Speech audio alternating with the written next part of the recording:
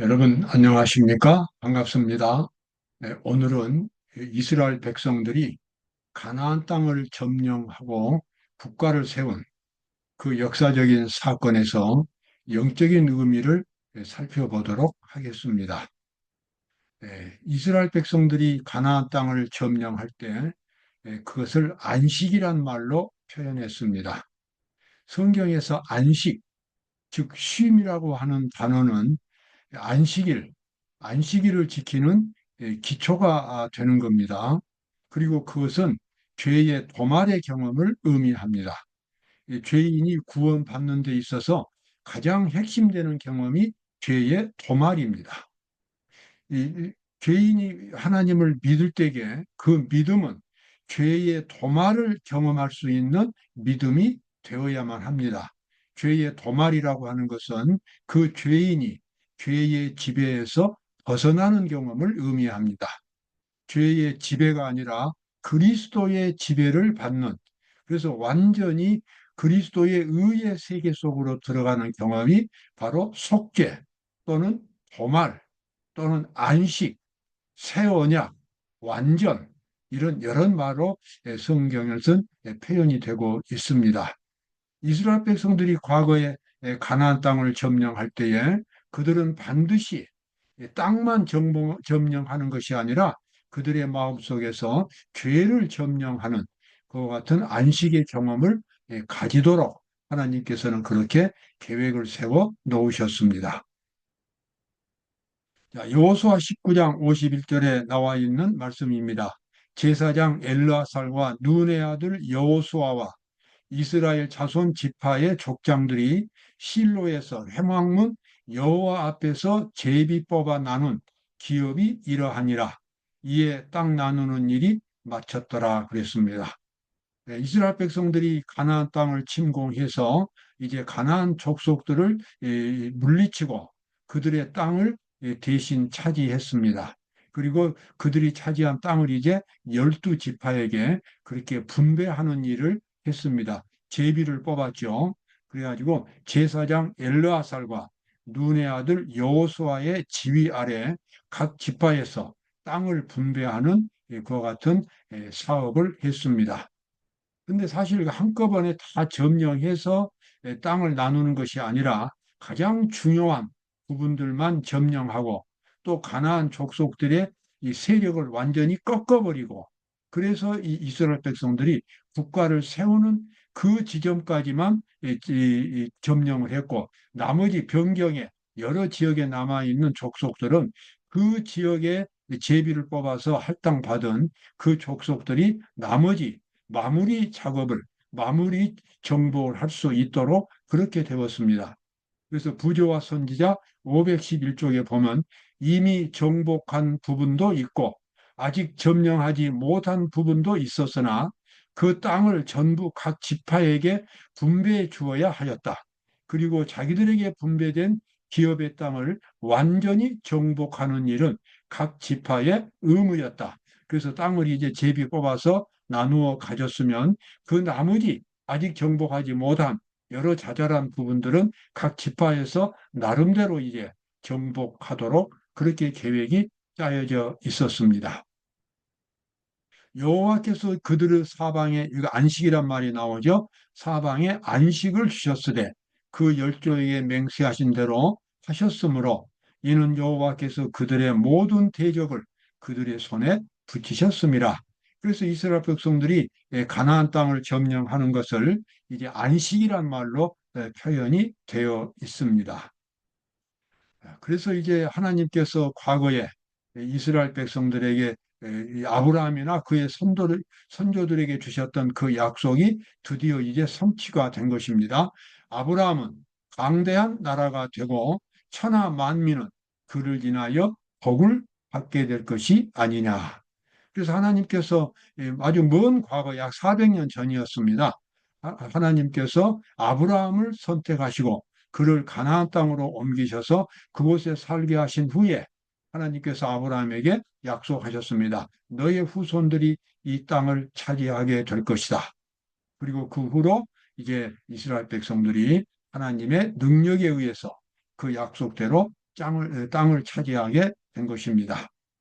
출애굽기 19장에서도 이제는 이스라엘 백성들이 출애굽에서 해가지고 애굽에서 나와가지고 가나안 땅으로 갈 때도 하나님은 그 약속을 반복해서 하셨습니다. 세계가 다 내게 속하였나니 너희가 내 말을 잘 듣고 내 언약을 지키면 너희는 열국 중에서 내 소유가 되겠고 너희가 내게 대하여 제사장 나라가 되며 거룩한 백성이 되리라. 하나님께서는 이스라엘 백성들을 가나안 땅에 심어 놓으시고 아주 거대하고 그리고 웅대한 꿈을 가지셨습니다. 그들을 통하여 세계 모든 민족에게 하나님의 말씀을 전파하고 하나님의 백성을 만드는 일이 그들에게 주어진 사명이었습니다. 단순히 하나의 국가만 만들어서 그래서 이 세상에서 그냥 부강한 나라가 되는 그 정도의 꿈이 아니라 세계의 중심지인 가나안 땅에 하나님의 백성들을 하나님께서는 심으시고 그들을 통해서 모든 민족들에게 참 하나님을 가르쳐 주는 것이 하나님의 목적이었습니다. 그래서 이 가나안 땅은 안식의 땅, 죄의 지배에서 벗어나는 죄의 도말의 땅, 구원의 땅, 바로 그런 의미를 담고 있었습니다. 자, 그 의미가 히브리서 4장 11절에 나옵니다. 그러므로 우리가 저 안식에 들어가기를 힘쓸지니 이는 누구든지 저 순종치 아니하는 본에 빠지지 않게 하려 함이라. 우리가 저 안식에 들어가기를 힘쓴다고 말합니다. 그것은 죄인이 아까 말씀드린 대로 이 죄의 지배에서 벗어나서 그리스도의 정신, 그리스도의 사상, 그리스도의 능력의 지배 속에서 살아가는 이와 같은 근본적인 변화를 안식이라고 말합니다. 죄인이 구원을 받으려면 반드시 안식의 경험을 가져야 합니다. 아무리 내가 하나님을 믿는다고 말하면서도 죄의 지배에서 벗어나지 못하면 그 사람의 믿음은 구원에 이르는 믿음이 되지 않는 것입니다.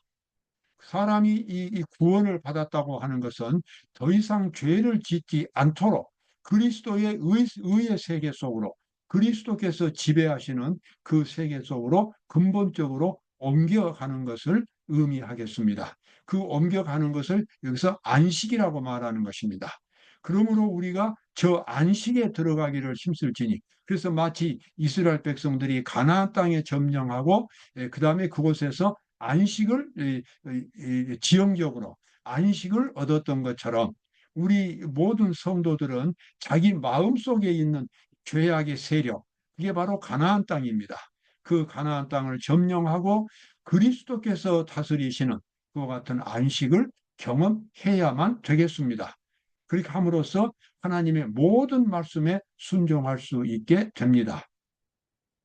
자, 그와 같은 경험을 갖는 데 있어서 내가 하나님을 믿고 그리고 이제 하나님의 뜻에 이제 맞게 침례를 받고 이렇게 하면은 저절로 이와 같은 안식 속으로 들어가게 되는가? 그렇지 않습니다.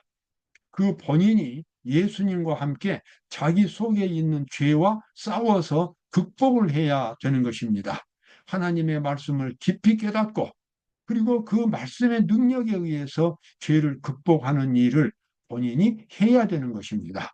제일 처음에 용서를 받고 하나님의 자녀로 인정을 받는 것은 첫 단계입니다. 그것은 누구나 그냥 단순하게 경험할 수 있습니다. 그러나 그 단계만 가지고 구원이 완성되는 것은 아닙니다. 그 다음에 반드시 자기 속에 있는 죄, 더 정확하게 말하면 자기 자신입니다. 자기 자신을 완전히 그리스도의 십자가에 의해서 못 받게 하고 그리고 자기는 그리스도의 지배 속으로 들어가는 이와 같은 근본적인 변화가 있어야 됩니다.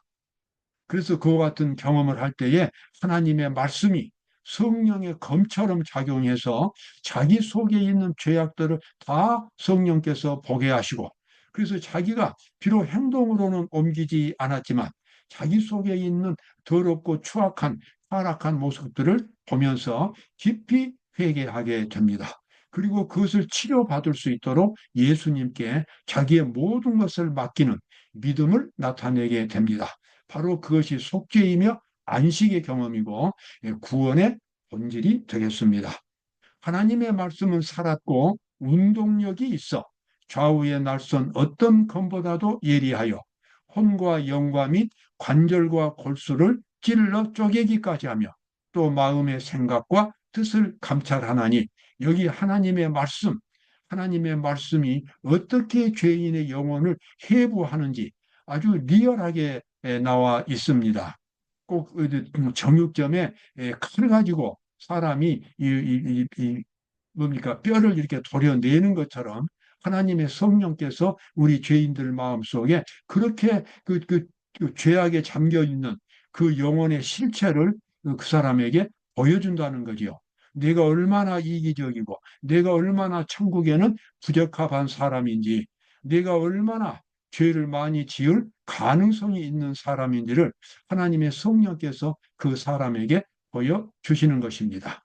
그래서 만약에 그러한 죄들을 그가 진정으로 회개하고 버리지 않는다면, 그 모든 죄를 극복하기 위해서 예수님께 자기 자신을 온전히 맡기지 않는다면 그와 같은 근본적인 변화는 일어나지 않게 됩니다.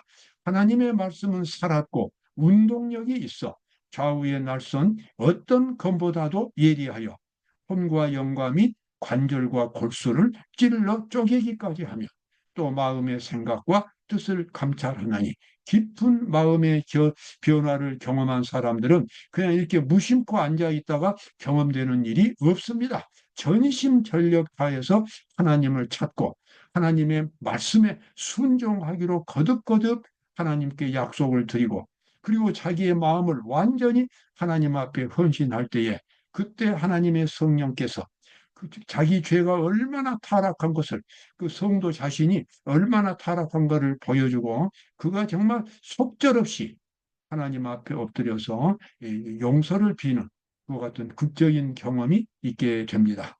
수많은 하나님의 백성들이 그런 경험을 통해서 영생을 얻었고 하늘 백성이 되었습니다. 우리에게도 그러한 경험이 있어야겠지요.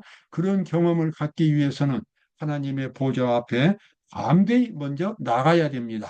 하나님의 도우심이 없다면, 그리스도께서 그 일을 도와주시지 않는다면 죄인 스스로 혼자서 그 일을, 그런 깊은 경험을 가질 수가 없습니다. 반드시 성령께서 그 사람 영혼 속에 하나님의 말씀으로 그 영혼을 다 파헤쳐서 본인이 회개할 수 있도록 만들어 주셔야 되겠습니다. 그러므로 우리가 긍휼하심을 받고 때를 따라 돕는 은혜를 얻기 위하여 은혜의 보좌 앞에 담대히 나아갈 것이니라. 예, 여기서 담대히란 말이 강조되어 있죠. 이것은 죄인이기 때문에 담대함이 필요합니다. 죄인은 하나님 앞에 나갈 수가 없습니다. 이 더러운 죄인이 거룩하신 하나님 앞에 생각만 해도 무서운 일입니다. 하늘이 얼마나 거룩한 장소입니까? 그러나 예수님은 죄인들을 대신해서 십자가에서 죽으심으로 모든 죄인들이 그 모습, 타락한 모습 그대로 하나님 앞에 나가서 용서를 받게 하셨고, 더 나아가서 성령의 감동하심으로 새로운 사람으로 바꿔지는 그런 복을 받을 수 있도록 그 길을 마련해 놓으셨습니다. 그래서 본인이 아무리 더럽게 추악한 그런 죄인일지라도 조금도 주저함이 없이 하나님 앞에 나갈 수 있습니다. 세탁소를 운영하는 사람이 그 세탁소에 가져온 옷을 가지고 무슨 어떤 제한을 두지 않지요. 적게 때가 묻었든지 많이 때가 묻었든지 세탁업자에게는 아무런 상관이 없습니다. 그저 많이 묻은 옷, 때가 많거나 적거나 상관없이 모두가 다 세탁기 속에 넣어가지고 완전히 세탁을 해버리게 됩니다. 그와 마찬가지로 우리 죄인들도 아무리 타락했거나 아무리 적게 타락했거나 하나님 앞에서는 별 상관이 없습니다. 중요한 것은 진정으로 하나님 앞에서 깊이 회개하고 죄를 버리는 마음만 있다면 하나님께서는 그 사람의 영혼을 새롭게 창조하셔서 하나님의 형상으로 만들어 주셔서 죄를 미워하고 죄를 멀리하는 그와 같은 경건한 하늘 백성으로 만들어 주시게 됩니다. 그러한 경험을 우리는 속죄의 경험이라고 말합니다. 여기도 계속해서 그와 같은 경험을 새로운 생명의 창조로 설명하셨습니다. 주께서 가라사대 그날 후로는 저희와 세울 언약이 이것이라 하시고, 새 언약입니다. 하나님의 약속입니다. 하나님이 죄인에게서 주신 약속인데, 죄인이 진정으로 하나님 앞에 나올 때에 하나님께서 그 사람을 새로운 사람으로 만들어 주시겠다는 그 약속이 바로 언약입니다. 저희와 세울 언약이 이것이라 하시고, 내 법을 저희 생각에 두고 저희 마음에 이것을 기록하리라. 마음에 기록하셨다. 생각에 두었다고 하는 것은 하나님의 형상이 이제는 그 사람 속에서 인격으로 만들어진 것을 의미하겠습니다. 하나님에 대한 지식이, 하나님의 율법이 머리에만 있는 것이 아니라 이제는 마음 속에, 그분의 그 품성의 그 본질 속에 하나님의 형상이 새겨지게 되므로 그 사람은 하나님의 율법을 지킬 수 있는 사람으로 변화가 되는 것입니다. 자, 이러한 안식을 어떻게 경험할 수 있는가? 이 성서 주석 1권 1113쪽에 나와 있는 말씀입니다. 예수를 쫓기 위해서는 아예 처음부터 전적인 회심이 요구될 뿐만 아니라 첫 회심의 경험이 매일 반복되어야 한다. 여기 회심이라고 하는 것은 완전히 마음을 하나님께로 바꾸는 것입니다. 하나님께 바꾸는데 98%, 99%만 바꾸고 나머지 1%를 바꾸지 않는 이와 같은 일은 하나님 앞에 기적을 일으키지 못합니다. 사람이 변화되어서 하나님의 형상으로 만들어지는 이 놀라운 기적을 경험하려면 완전히 100% 하나님께 자기 자신을 바치는 경험이 반드시 있어야 합니다. 그래서 그 믿음 자체가 구원에 이르는 믿음이 되어야만 합니다. 그냥 입으로 나는 예수님을 믿습니다 하고 침례받고 그 정도 어떤 밖으로 나타난 행동만이 아니라 그 사람이 개인적으로 하나님 앞에서 진정으로 마음을 들이는 그 같은 경험이 있어야만 회심이 있어야 되고, 그 회심을 경험한 후에도 매일매일 처음에 했던 그 회심을 반복해서 경험하고 생활 속에서 하나님의 능력과 정신을 실천에 옮기는 일이 있어야만 그 회심이 계속 지속적으로 이어져 가겠습니다. 리비엔드 헤랄드에 나와 있는 말씀이죠. 처음 회심할 때 우리의 헌신이 아무리 철저했을지라도 그 회심의 경험이 매일 새롭게 되풀이되지 않으면 첫 회심이 우리에게 아무런 유익을 줄 수 없다 그랬습니다. 예, 처음에 내가 하나님을 믿고 깊은 그런 용서를 받은 경험이 있다면 그 경험을 매일 아침마다 새롭게 반복해서 가져야 하는 것입니다. 그 경험을 등한히 할 때 처음에 가졌던 회심의 경험이 점점 타락한 모습으로 변해가 버린 것입니다. 마치 그것은 우리가 사람이 이 어머니 뱃속으로부터 출생할 때에 그때 출생의 경험이 있었지만 그 후로도 계속해서 먹을 것과 입을 것 이러한 것들이 반복되면서 생명을 이어가는 이치와 같습니다. 우리가 하나님으로부터 회심을 경험하고 하늘의 사람이 되었다면 그 다음에는 계속해서 그와 같은 생명의 경험을 반복해서 가져야만 하겠습니다. 아침마다 그대 자신을 하나님께 바치라. 그리고 이 일을 그대의 첫 번째 할 일로 삼으라. 또한 기도하기를 오 주여 나를 받으사 온전히 당신의 것으로 삼으소서 이렇게 기도해야 된다고 나옵니다. 바로 이것이 천국 가는 길이 되겠습니다. 생명의 길이 되겠습니다. 하나님께서는 우리가 아무리 죄가 많아도 이렇게 진정으로 하나님께 나오는 자들을 환영하시고 그들에게 새로운 생명을 주시는 것입니다. 오늘도 복된 하루가 되시기를 바랍니다. 감사합니다.